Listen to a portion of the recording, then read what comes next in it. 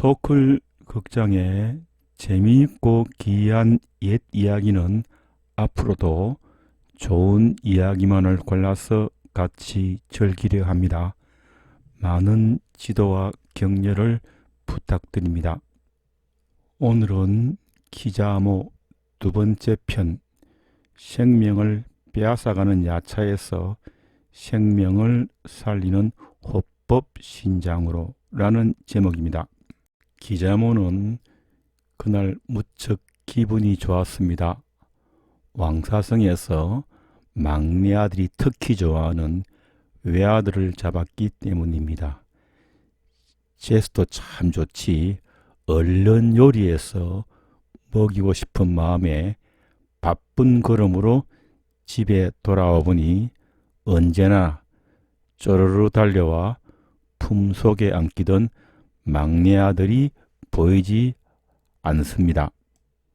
기자모는 놀라고 당황하여 곳곳을 찾아보고 또 모든 아들에게 동생이 어디 있느냐고 물었으나 모두 보지 못했다고 대답합니다. 급히 왕사성으로 나아가 두루 동네마다 헤매면서 길로, 숲으로, 목가로, 빈집으로 모두 찾았으나 보이지 않았습니다. 기자모는 제 가슴을 치면서 슬피 우는데 입술이 마르고 입안이 탔으며 정신이 흐리고 어지러웠습니다. 그녀는 반은 혼이 나갔어 제대로 씻지도 입지도 않은 채 큰 소리로 야야 어디 있느냐고 부르짖으면서 성 밖에까지 나아가 보았으나 역시 찾지 못하였습니다. 하루가 지나고 이틀이 지나고 열흘이 지났습니다. 기자모는 머리털이 산발이 되고 옷도 제대로 입지 못한 채로 땅에서 구르면서 미친 사람처럼 몸부림치며 제 아들을 구해달라고 제석천을 보고 울부짖었습니다. 그러다가 언뜻 생각이 났습니다. 대장군님이라면 아실 거야. 기자모는 야차와 나차를 거느리는 사천왕인 다문천왕에 가서 큰 도로 위에 몸을 던져 땅에 쓰러지며 턱을 덜덜 떨면서 흐느꼈습니다. 수미산의 북방을 수호하시는 하늘 같은 대장군님이시여 제 말을 들어주소서. 저의 막내 아들을 어떤 몹쓸 종자가 훔쳐갔습니다. 어디에 있는지 모르니 미칠 것 같습니다. 얼굴이라도 좀 보게 해 주십시오. 다문천왕이 말했습니다. 기자모 하리티여 근심 때문에 스스로 미칠 것까지는 없구나. 잘 생각해 보아라. 너는 가만히 너의 집 근처의 아이가 낮에 놀던 것을 관찰하여 보아라. 그곳에 누가 와서 있었느냐? 기자모 야차가 한참을 궁리하더니 머뭇거리며 말했습니다. 대장군님, 사문 곧다마 시따르타가 시자 아난과 함께 우리 집 근처에 있었다는 말을 듣기는 했습니다만 곧다마는 남의 아들을 훔칠 사람이 다문천왕이 기자모의 말을 듣고는 잠시 생각했습니다. 그러더니 턱수염을 쓰다듬으면서 말하였습니다. 그래, 그렇다면 마땅히 빨리 석가모니 부처님께 가보아라. 아마 너의 문제를 해결해 주시리라 생각이 되는구나. 야차가 이 말을 듣고는 죽었다가 다시 살아난 사람처럼 펄쩍펄쩍 뛰면서 왕사성 중림정사 부처님에게로 손살같이 달려갔습니다. 부처님 앞에 이르러서는 발에 절하고 한쪽에 물러나 공손한 자세로 얌전하게 아뢰었습니다. 세존이시여, 저가 막내 아들을 잃어버린 지가 오래되었습니다.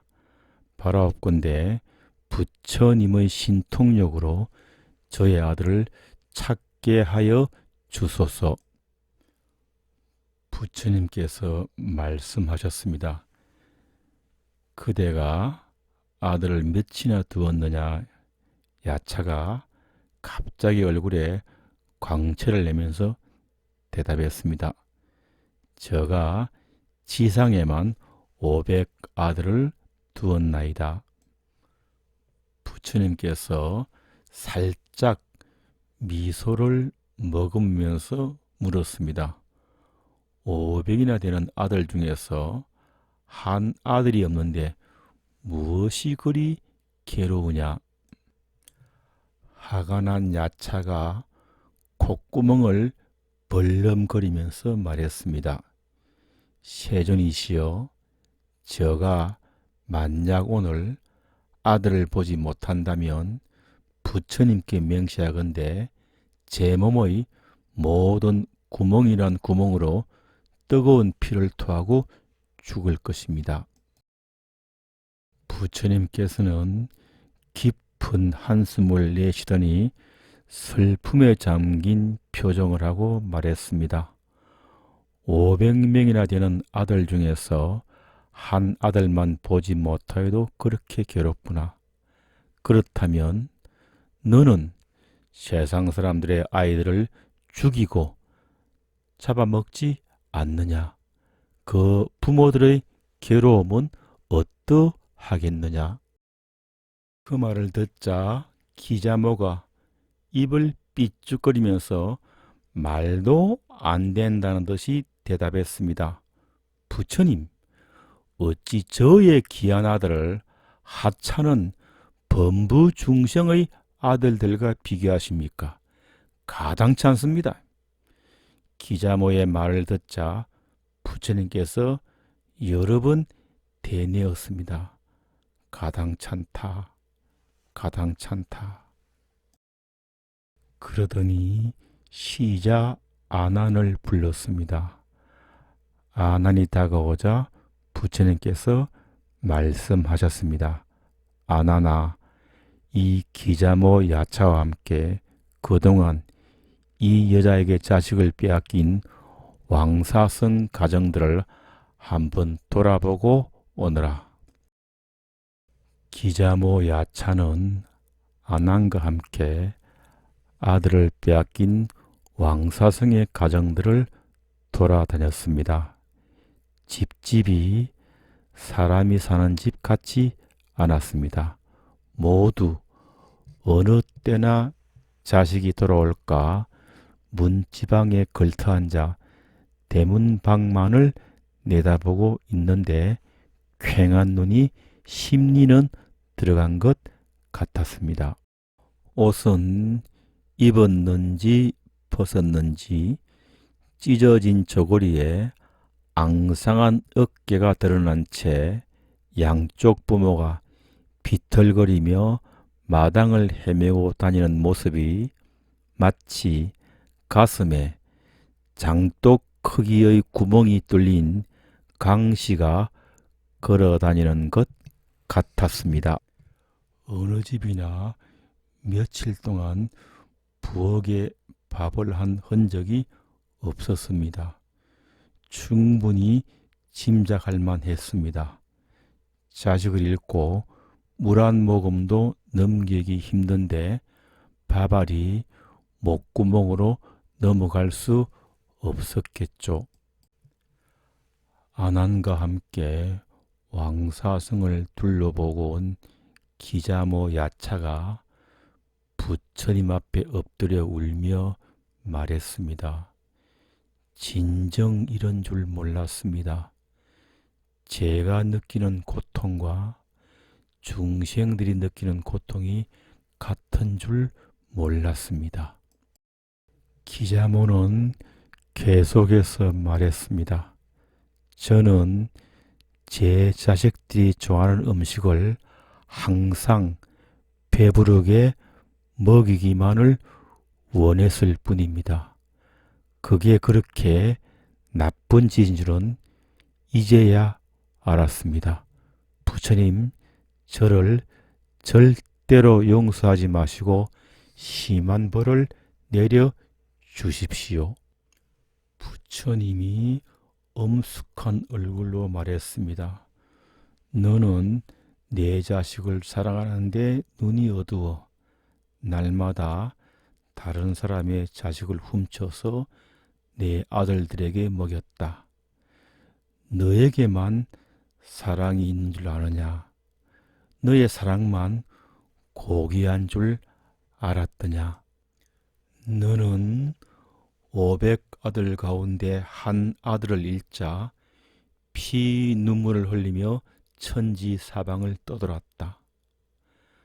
너만 천지사방을 떠돌며 피 눈물을 흘리는 줄 아느냐?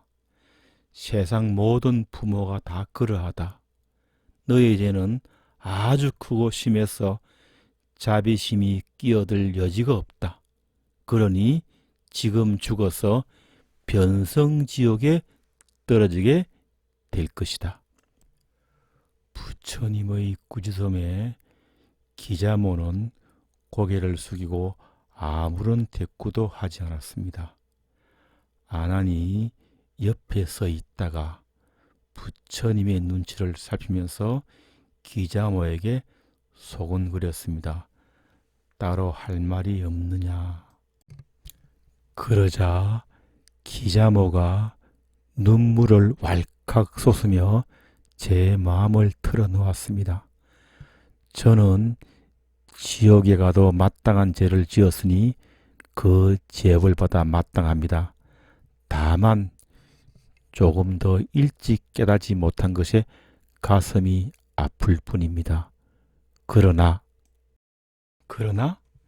예, 제 자식들은 자기들이 무슨 일을 하는지도 모른 채 죄를 저지르고 있습니다.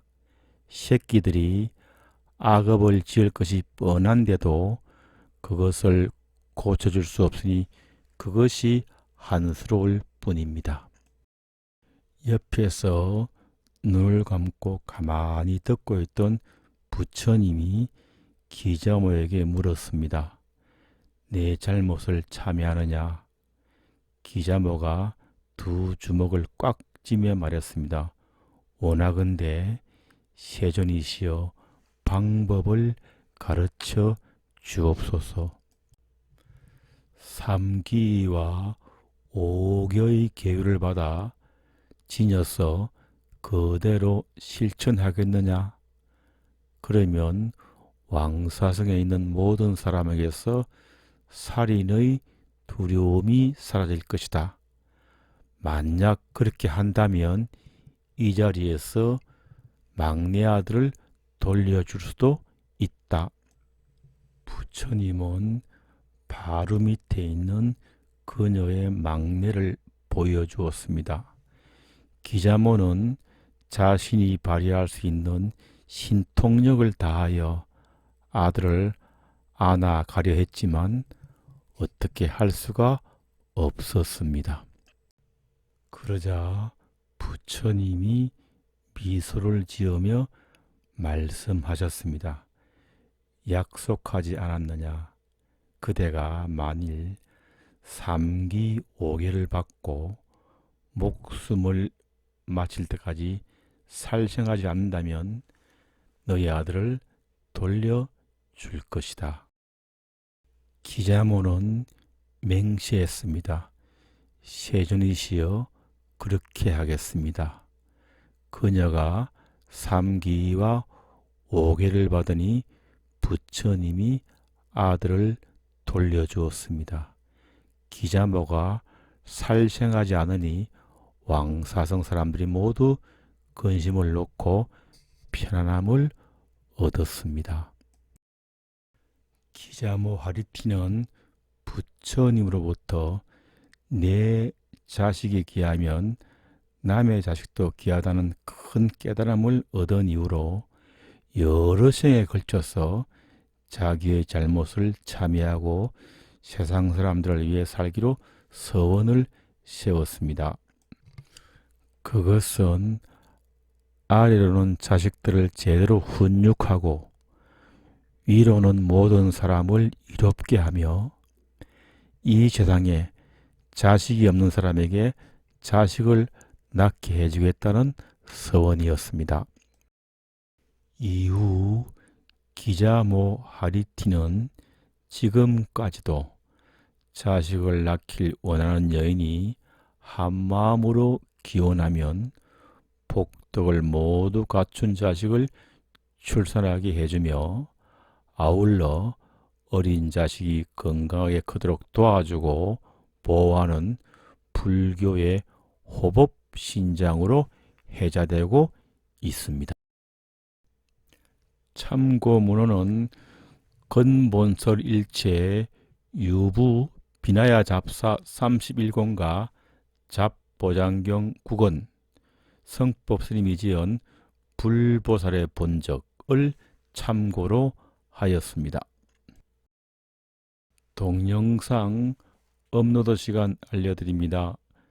귀한 옛 이야기는 화요일 10시, 불교로 세상 읽기는 일요일 10시, 근현대 한국 불교 지성을 찾아서는 토요일 10시입니다.